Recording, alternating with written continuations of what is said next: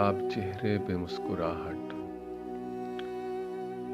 चमकती आंखों में शौक जज्बे। वो जब भी कॉलेज की सीढ़ियों से सहेलियों को लिए उतरती तो ऐसा लगता था जैसे दिल में उतर रही हो। कुछ इस तयक्कुन से बात करती थी जैसे दुनिया उसी की आंखों से देखती हो। वो अपने रास्ते में दिल बिछाती हुई निगाहों से हंस के कहती, तुम्हारे जैसे बहुत से लड़कों से मैं ये बातें बहुत से बरसों से सुन रही हूँ।